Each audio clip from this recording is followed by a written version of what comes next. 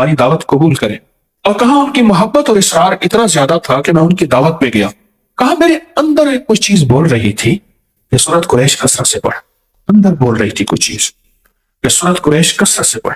تو کہا میں سورت قریش کثرت سے پڑھ رہا، بڑی محبت سے ملے اور بڑی محبت سے کھانے رکھے، اور کہا کہ میں نے 2-3 لقمے ہی کھائے تھے تو مجھے احساس ہوا اس میں خطرناک زہر ملا ہوا۔ میں نے کھانا چھوڑا۔ کہا میرے پاس بائک تھی، بس میں بائک پہ آگے آیا ہوں، مجھے پھر کوئی پتہ نہیں، آنکھ کھلی ہے، میں ہسپتال میں تھا۔ لوگوں نے کہا کہ آپ گرے ہوئے تھے، الٹیاں کر رہے تھے، اور ہم میں سے ایک بندے نے کہا یہ تو فلاں آدمی ہے، یہ یہاں کیسے ہے؟ اور ایک سیانے نے کہا اس کی الٹی بتا رہی، اس کو زہر دیا گیا ہے۔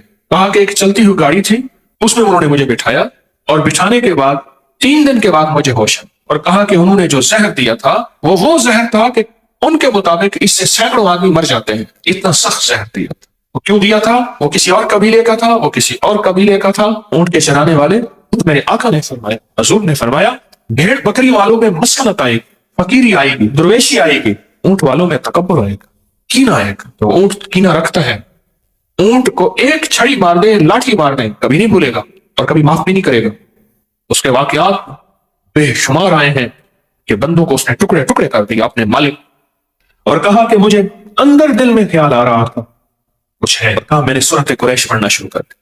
جو بندہ کھانے کے بعد پہلی مرتبہ سورت قریش پڑھے گا، اللہ اس کے کھانے کو صحت بنائیں گے، برکت بنائیں گے، رحمت بنائیں گے اور تندرستی کا ذریعہ بنائیں گے۔ اور اگر زہر ہوگا اثر نہیں کرے گا، کھانا نور بنے گا، عبادت بنے گا، خیر بنے گی۔ اور جب دوسری دفعہ کوئی بندہ سورت قریش پڑھے گا، اللہ اس کو ہمیشہ وسیع دسترخوان دے گا، رزق وسیع کرے گا تو دسترخوان وسیع ہوگا، اللہ ہمیشہ وسیع دسترخوان اس کو عطا فرمائے گا۔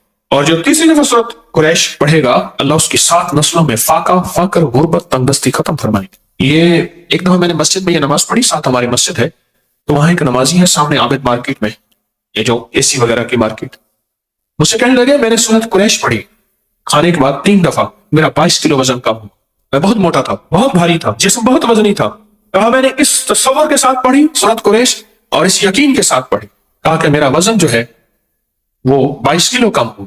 کئی لوگوں نے مجھے بتایا کہ ان کے وزن کم ہوئے سورت قریش پڑھنے سے۔ میں ایک سفر میں گیا تھا بخارا، اور میرے ساتھ قافلہ تھا، پتہ نہیں کس سن کی بات ہے، میں نے وہاں 40 بار سورت قریش کی اجازت دی تھی ان قافلے والوں کو۔ وہاں میں نے قافلے والوں کو عرض کیا تھا کہ جو بندہ 40 بار سورت قریش پڑھے گا، اسے کتنی بار سورت قریش پڑھنے کی تاثیر ملے گی؟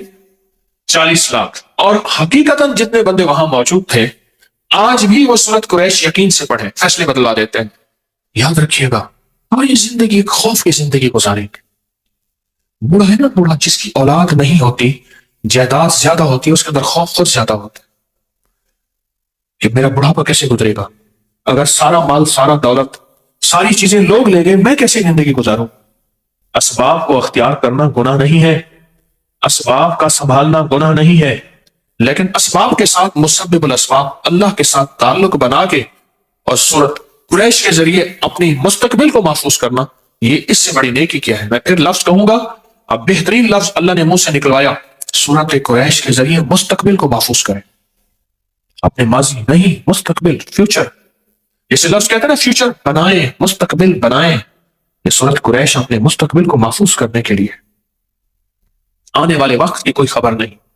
جتنی مہنگائی اب ہے، اس سے پہلے گمان نہیں تھا، سوچ نہیں تھی، خیال نہیں تھا، لیکن جس کو اللہ نے پالنا ہے نا، تو دنیا کی ساری کائنات میں ایک دانہ نہ رہے، ایک قطرہ نہ رہے، اللہ اس کو کھلائے گا عزت کے ساتھ، پلائے گا وقار کے ساتھ، پہنائے گا شان و شوکت کے ساتھ انشاءاللہ۔ اس کریم کے خزانوں میں کمی نہیں، اس کی عطا میں کمی نہیں۔ کوئی آخری درجے کا کاروباری بننا چاہتا ہے، رزق کے دروازے کھلوانا چاہتا ہے، قرض ادا کرانا چاہتا ہے، کہتا ہے کہ کائنات کے وسائل میرے ساتھ ہوں، اب مسائل ہیں، اس وقت مسائل ہی مسائل ہیں، میرے ساتھ وسائل ہوں، سورت قریش سے دوستی کریں۔ راہیں جدا ہیں، راستے ختم ہو چکے ہیں، سورت قریش سے دوستی کریں۔ سواری چاہیے، منزل چاہیے، سورت قریش سے دوستی کریں۔ اور ناممکن سے ممکن، سورت قریش، ایسی غیب سے راہیں کھلتی ہیں، ایسے غیب سے راستے کھلتے ہیں۔ سورت قریش کے آخری 2 لفظ ہیں نا، ہماری ساری زندگی اسی کے ساتھ ہے، اب ذرا بیان کر رہا ہوں، غور سے سنیے گا۔ ہماری زندگی میں 2 چیزیں چاہیے، ایک ہماری بھوک کے مسائل، بھوک، جسم کی بھوک لباس ہے، جسم کی بھوک لباس ہے، بچوں کی بھوک خوراک ہے، گھر کا نظام بھوک، ساری ہماری ضروریات کا تعلق بھوک سے ہے۔ سردی آ گئی تو گرمی کی بھوک چاہیے، گرمی آ گئی تو ٹھنڈک کی بھوک چاہیے، اور بھوک ہے تو کھانے کی ضرورت چاہیے، پیاس ہے تو پانی کی ضرورت چاہیے، پیاس بھی ایک بھوک ہے، کھانا بھی ایک بھوک ہے، ساری زندگی بھوک کے ساتھ ہے، جس کو ہم کہتے ہیں زندگی کی ضروریات۔ پاؤں ننگا ہے، پاؤں کو جوتے کی بھوک چاہیے، جوتا ہے تو اس کی بھوک پوری ہو گئی، جسم ننگا ہے، لباس ہے تو اس کی بھوک پوری ہو گئی۔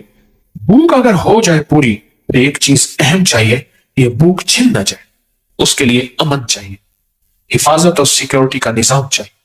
ہم سارے میدان میں بیٹھ سکتے تھے، ہم نے یہ پلر کٹھے کیے، اس میں سریے ڈالے، جال ڈالے، ایک حال بنایا، میدان میں بھی بیٹھ سکتے تھے۔ نہیں، اگر میدان میں بیٹھتے تو ہمارے پاس امن نہ ہوتا۔ امن سے مراد اس سخت سردی میں، دسمبر کی، جنوری کی سردی میں ہمارے پاس امن نہ ہوتا۔ ہمیں زندگی میں صرف دو ہمارے پر ہیں، ان دو پروں سے پرواز ہوگی، ایک بھوک اور ایک امن، اور ان دونوں میں سورۃ قریش میں اللہ نے ان دونوں سے بچنے اور ان دونوں کے ملنے کے وعدے کیے ہیں۔ اور اگر کسی کو سورۃ قریش نہیں آتی، اگر کسی کو سورۃ قریش نہیں آتی، میں کہوں گا یاد کرے، اور یاد اپنی زبان میں نہ کرے، عربی میں کرے۔ میں نے ایک دفعہ پٹھان کو دیکھا پشتو میں قرآن پڑھ رہا تھا، میں نے ایک دفعہ پنجابی بولنے والے بیٹھا پنجابی میں، اس نے جا کے نا، ہمارے ایک دوست نے، اس نے بابا جی سے کہا، بابا جی یہ جاسین نہیں یاسین ہے، وجہا واللیلی سا وجہا کہتا۔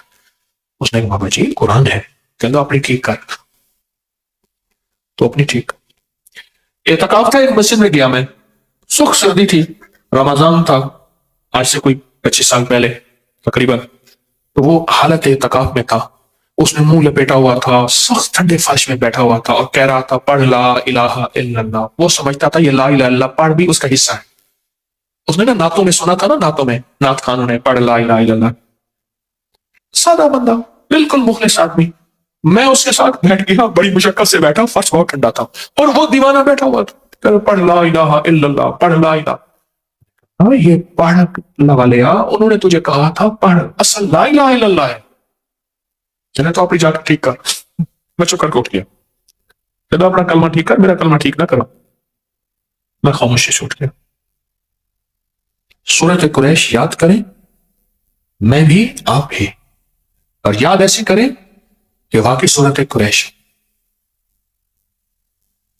واقعی سورۃ قریش، اور یہ زندگی کے سفر میں اپنے ساتھ چلائیں، اور یہ زندگی کا سفر طے ہو جائے گا۔